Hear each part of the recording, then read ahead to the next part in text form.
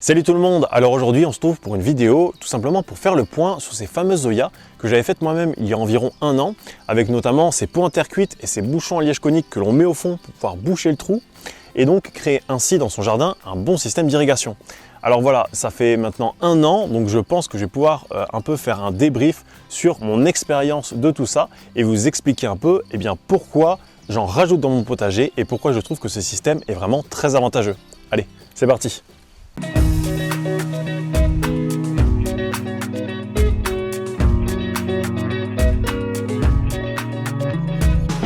Alors déjà pour commencer, sachez que je ne vais absolument pas vous expliquer en détail comment fabriquer ces Zoya puisque j'avais déjà fait une vidéo sur le sujet en vous montrant notamment quel pot prendre, quel type de bouchon en liège utiliser. Enfin voilà, si ça vous intéresse de savoir justement comment les fabriquer, eh bien n'hésitez pas à aller voir la vidéo dans laquelle je vous en parle en cliquant sur le lien juste ici. Juste peut-être une petite rectification par rapport notamment à la vidéo sur comment fabriquer ces Zoya. Eh bien, je vous ai montré que le bouchon, il fallait que la partie la plus fine soit enfoncée comme ceci dans le pot en terre cuite. Alors qu'en fait, ce n'est pas forcément la bonne méthode, puisqu'une fois que l'Oya est rempli d'eau, eh bien, ça rajoute beaucoup de pression et pour peu que la terre en dessous soit un peu dure, ça risque de déboucher, d'enlever le bouchon et donc là, on risque de perdre toute l'eau. Donc voilà, d'après mon expérience, eh bien, je vous conseille plutôt d'insérer ce bouchon conique en liège de cette façon, c'est-à-dire par l'extérieur, dans le trou du pot en terre cuite. Et voilà. Et donc, pour ce qui est du bilan de l'utilisation de ces Zoya dans mon potager durant toute la saison dernière, eh bien, sachez que ça a été très satisfaisant. En effet, toutes les plantes qui étaient plantées dans les planches de culture où il y avait ce système d'irrigation en place ont très bien poussé, n'ont pas manqué d'eau, ont eu de très belles récoltes. Enfin, vraiment, je suis très satisfait. Et puis en plus, comme je vous en ai déjà parlé, avec ce système d'irrigation, l'avantage c'est qu'une fois qu'on remplit les Zoya, eh bien pendant plusieurs jours on est tranquille, on n'a pas besoin d'arroser.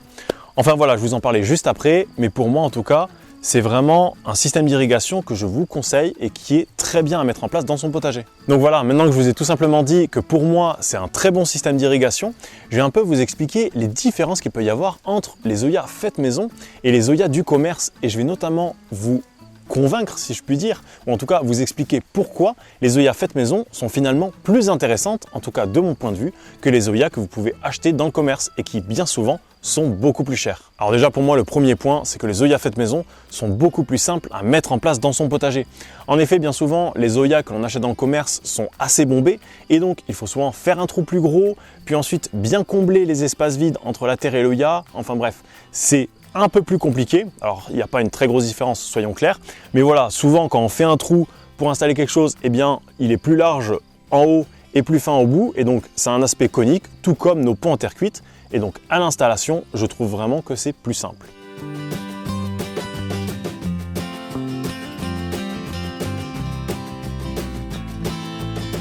Ensuite, la deuxième chose que j'ai pu remarquer durant toute cette année où j'ai utilisé les Zoya maison, eh bien, c'est qu'on peut se servir d'outils tout autour, c'est-à-dire on peut travailler la terre, on peut utiliser la fourche bêche, la bêche, enfin bref, on peut manipuler bon nombre d'outils autour de ces Zoya sans pour autant que ça risque de l'abîmer, d'abîmer le pot en terre cuite qui se trouve dessous.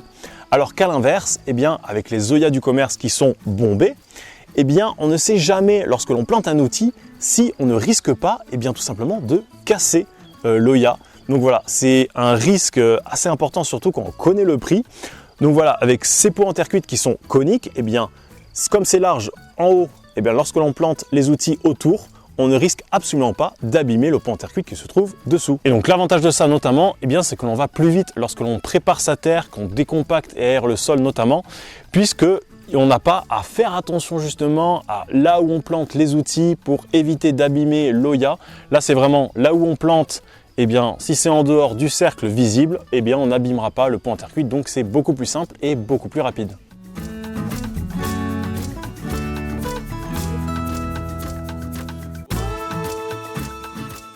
En suivant, pour moi, le troisième gros avantage des Zoya faites maison, eh bien, c'est tout simplement que pour les ranger et les stocker, c'est beaucoup plus simple.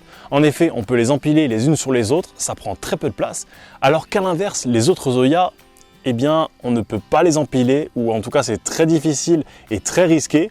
Donc on est obligé de les disposer comme ça, les unes à côté des autres. Ça prend énormément de place. Donc voilà, ça c'est un avantage quand même non négligeable, surtout quand à l'approche de l'hiver, on souhaite les rentrer. Enfin voilà, pour moi, les Zoya faites avec des pots en terre cuite sont largement mieux à stocker et à ranger que n'importe quel autre Oya.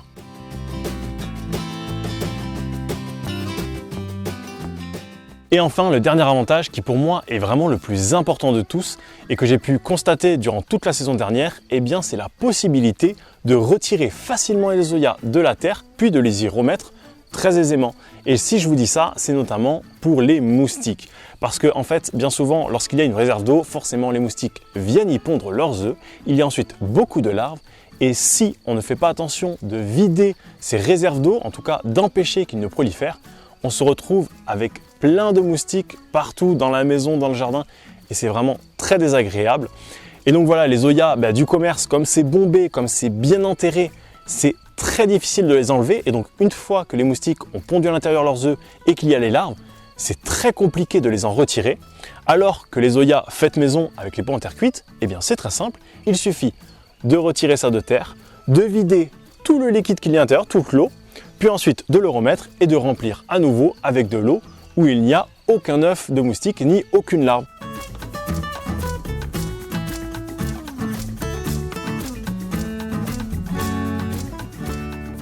Alors après quand même, si on peut attribuer un inconvénient à ce système d'irrigation, c'est qu'il prend de la place. C'est-à-dire qu'en termes de surface, il y a de nombreux espaces qui sont occupés par l'Oya et donc qui ne sont pas occupés par de potentiels légumes et donc de potentielles récoltes.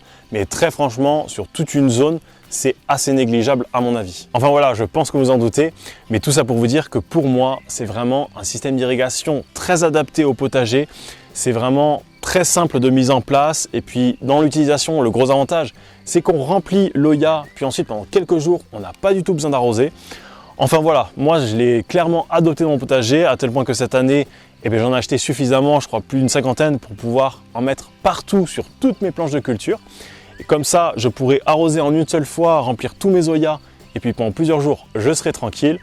Donc voilà, et aussi l'autre avantage quand même, un petit avantage bonus on va dire, c'est que lorsque l'on remplit les Oya, forcément ça prend un peu de temps, ça nous permet en même temps de désherber un peu autour, enlever les mauvaises herbes et donc en même temps de remplir, on désherbe petit à petit, ce qui fait qu'on a des très belles planches avec justement un bon système d'irrigation qui permet que les plantes n'ont jamais soif. Enfin voilà, que demander de plus, hein. Et donc, comme je vous avais dit en début de vidéo, si vous voulez savoir comment fabriquer vos propres Oya maison, et notamment quel diamètre de pot choisir, ou encore quel diamètre de soucoupe avoir pour pouvoir faire le couvercle, et quelles sont les dimensions des bouchons en liège conique, n'hésitez pas à aller voir la vidéo dans laquelle je vous parle de tout ça, en cliquant sur le lien en haut à droite. Donc voilà, je vous ai un peu fait un retour d'expérience sur l'utilisation de ces fameuses Oya faites maison dans mon potager. Et très franchement, vous l'aurez compris, c'est un système d'irrigation que je conseillerais à tout le monde et que je vais utiliser, je pense, pour les années à venir.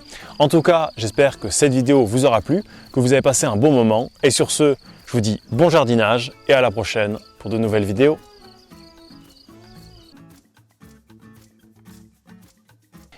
N'hésitez pas à aller voir la vidéo dans laquelle je vous parle de tout ça en cliquant sur le lien en haut à gauche. En haut à droite. Ah oui, en haut à droite.